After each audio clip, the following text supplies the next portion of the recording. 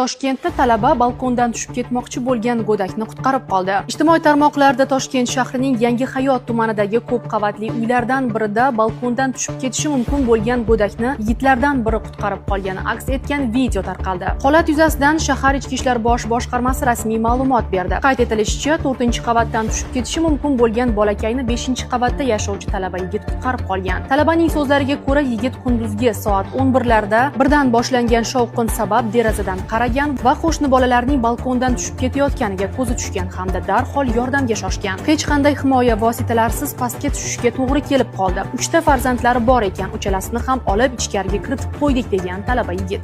Voqeadan so'ng holat yuzasidan mahalla profilaktika inspektori bolalarning onasi bilan profilaktik suhbat o'tkazgan. Eslatib o'tamiz, bundan oldin poytaxtning Yakkasaroy tumanidagi ko'p qavatli turar joy binosining 2-qavat derazasidan 5 yoshli bola savdo do'koni tomiga yiqilgan vaqtida qo'riqlash xodimlari tomonidan qutqarib qolingan edi.